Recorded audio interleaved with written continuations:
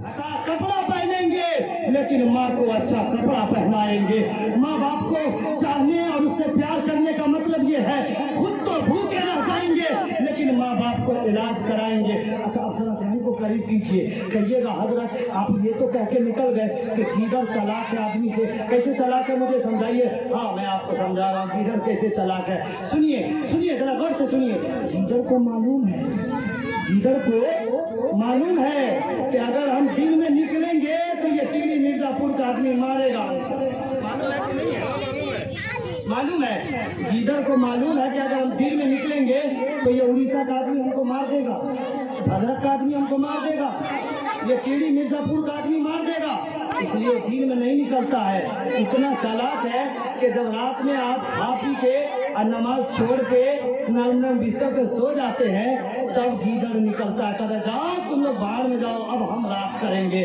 सड़क के चौराहे पर वो घूमता रहता है। जब मैं रात में खाना खा के निकला, सड़क के चौराहे पर आका की फरमान है जब दिन में खाना खाओ तो 5 मिनट कैलुला करो, आराम करो, तंदुरुस्त रहोगे, और जब रात में खाना खाओ तो 40 कदम चल लिया करो, तुम फिट रहा करोगे।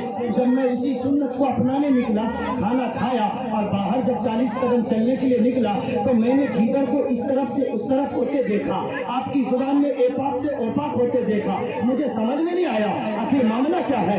गीदड़ इस तरफ से उस तरफ दौड़ता फिरता है, बात क्या है। तब मैंने समझा ओ हो अच्छा मामला ये है, ये चालाक हो गया है, ये जानता है, इसे मालूम है, इसे पता हो गया है, इसे नॉलेज है, इसे ज्ञान है कि हम दिन में निकलेंगे। जरा तवज्जो मेरी तरफ दीजिए, एक आदमी इन बच्चों को गाइड कीजिए ताकि बच्चे डिस्टर्ब न करें। डिस्टर्ब करेंगे तो हम बिगड़ेगा, बयान नहीं हो पाएगा, इसलिए इन बच्चों को एक आदमी गाइड कीजिए। सुनिए जब मैंने उस गीदड़ पे गौर किया तो पता चला कि गीदड़ चालाक हो गया है। मैंने फिर अपने जहन पे जोर किया कि गीदड़ चालाक कैसे हो गया है, तब पता चला इसको मालूम हो गया कि हम दिन में निकलेंगे तो ये लोग मारेगा, हम दिन में निकलेंगे तो ये लोग मारेगा, इसलिए वो रात में सब खा पी के सोता है, तब ये गीदड़ निकलता है।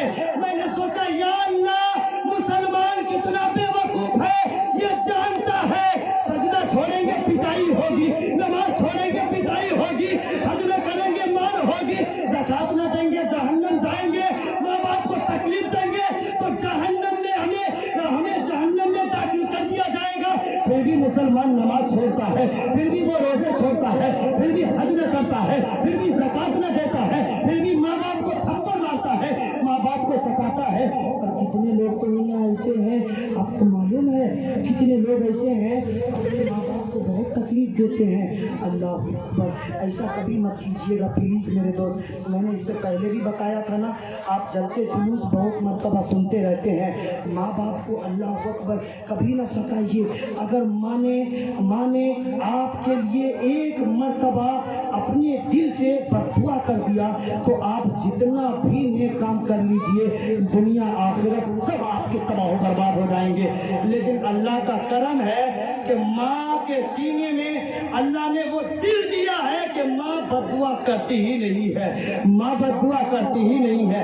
बेटा मारता रहे फिर भी माँ दुआ करती है मेरा बेटा अच्छा रहे, बेटा तकलीफ देता रहे फिर भी माँ दुआ करती है मेरा बेटा खुश रहे, मेरा बेटा खुश रहे। अब बताइए जरा मैं आपसे ये कहना चाहता हूँ कि माँ बाप की मोहब्बत को ठोकर मार कर बीवी की मोहब्बत में टूट जाने वालों याद रखना, बीवी से भी मोहब्बत करना है, औलाद से भी मोहब्बत करना है, माँ बाप से भी मोहब्बत करना है। अगर आपकी बीवी चालाक होगी, खाने पीने का इंतजाम करोगे, कपड़े और लिबास का इंतजाम करोगे तो चालाक बीवी फौरन बोलेगी मेरे शौहरे नामदार आपकी मोहब्बत मुझे कबूल है, लेकिन जाइए पहले आपकी माँ बीमार है उसका इलाज करवाइए, माँ के पास पहनने के लिए कपड़े नहीं है उसका इलाज करवाइए। लेकिन मामला उल्टा है, बीवी की मोहब्बत में फंस के लोग माँ बाप को भूल जाते हैं। एक मर्तबा क्या हुआ मालूम है, एक मर्तबा तो वाकया ही अजीब हो गया। एक बीवी बोली शौहर को सुनिए आपका बूढ़ा बाप बार बार मुझे परेशान कर देता है, चाय लाओ पानी लाओ खाना लाओ, मैं दे दे के थक गई हूँ, इस बूढ़े को ले जाओ कहीं जंगल में छोड़ दो और मैं इसका ख्याल नहीं रख सकूंगी। शौहर भी इतना बड़ा मजबूत था, देखिए बाप के लिए दिल में कोई जगह ही नहीं है, बाप के लिए दिल में कोई जगह नहीं है। इसमें क्या क्या मालूम है, اپنے بچے کو بھی ساتھ میں لیا، یعنی پوتے کو، اور اپنے بوڑھے باپ کو بھی لیا، اور ایک کمبل لے کر جنگل کی طرف چل پڑے۔ کہاں چل پڑے؟ جنگل کی طرف چل پڑے۔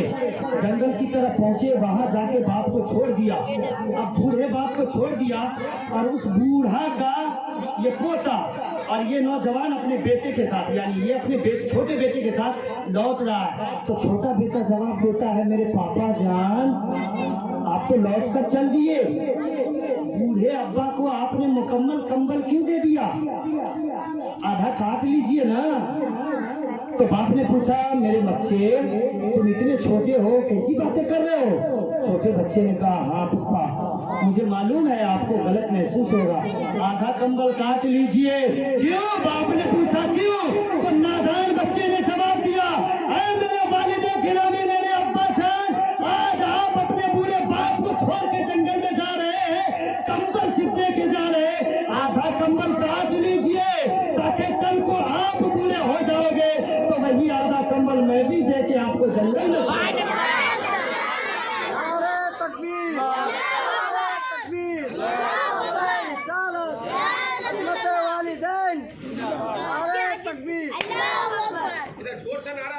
یہ ہے ماں کی محبت۔ میاں ماں کی محبت کوئی ایسی ویسی چیز نہیں ہے، اس لیے ماں کو کبھی ہرگز نہ ستاؤ۔ ماں کا درجہ بہت بلند و بالا ہے، ماں کا مقام و مرتبہ بہت بلند و بالا ہے، لیکن میں اس طرف جانا نہیں چاہتا۔ میں کیا کہہ رہا تھا؟ ہر مسلمان دعویٰ کرتا ہے، ہر مسلمان چیلنج کرتا ہے، ہم ہیں مسلمان۔ تھانے میں چیک کیجئے، وہ مسلمان پتہ چلے گا، کورٹ کچہری پتہ کیجئے، شادی کے کارڈ معلوم پتہ کیجئے، آپ کو مسلمان پتہ چلے گا۔ لیکن مسلمان تو حقیقت میں وہ ہے جو تکلیف کے باوجود بھی رب کے لیے سجدہ کرے، پیر میں چوٹ لگ جائے لیکن لنگڑا لنگڑا کے جا کے مسجد میں سجدہ کرے، ہاتھ میں چوٹ لگ جائے پھر بھی وہ کرسی پہ بیٹھ کے نماز پڑھے، اور وہ اسے ٹھنڈا ہو جائے تو مٹی سے تیمم کر کے نماز پڑھے۔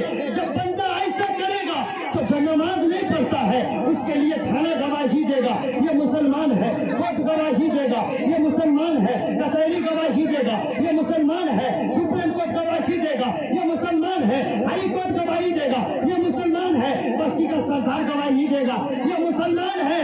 لیکن جو سجدہ کرے گا رب کو کل قیامت کے میدان میں، اس کے لیے اللہ رب العزت کہے گا یہ مسلمان ہے، میرے مصطفیٰ کہیں گے یہ مسلمان ہے، اسے جنت میں داخل۔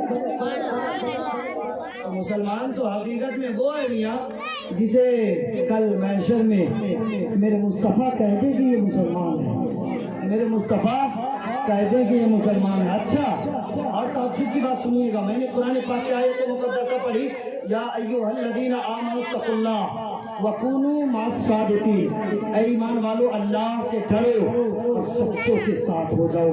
کس کے ساتھ ہونا ہے؟ سچوں کے ساتھ ہونا ہے۔ اب سچا کون ہے؟ آپ کے گاؤں میں جو دکان میں سچ بول کے سودا دیتا وہی سچا ہے کیا؟ نہیں، سچا کون ہے؟ تلاشیے، سچا کون ہے؟ کس کے پاس جائیے گا؟ کون سچ بولتا ہے؟ کون جھوٹا نہیں ہے؟ جھوٹ بولنے سے کون بچتا ہے؟ آپ کو پتا چلے گا سچوں سے مراد کوئی اور نہیں، وہی بڑے پیر ہیں جن کے نام سے آپ نے لنگر بنایا ہے، جن کے نام سے آپ نے محفل سجایا ہے۔ تو آج آپ نے یہ پروگرام کر کے یہ ثبوت دے دیا کہ ہم غوث پاک کے ساتھ ہیں۔ کل قیامت کے میدان میں جب آپ پھنس جاؤ گے، اللہ کے فرشتے کہیں گے چلو تجھے جہنم میں لے کے جاؤں گا، میرے غوث کہیں گے یہ مرزا پور والا میرے ساتھ ہے، پیڑی والا میرے ساتھ ہے، اس نے لنگر بنایا تھا، اس نے کھانا کھلایا تھا، اس نے لائٹ لگایا تھا، اس نے جلسہ سجایا تھا، اس نے بیان کروایا تھا، اور اس نے لوگوں کے ساتھ غوث پاک کی محبت کو شیئر کیا تھا۔ غوث پاک کہیں گے جب دنیا میں اس نے کہا ہم غوث پاک کے ہیں، تو آج غوث کہتا ہے مرزا پور والے میرے ہیں، ساتھ میں جنت۔ نعرہ تکبیر،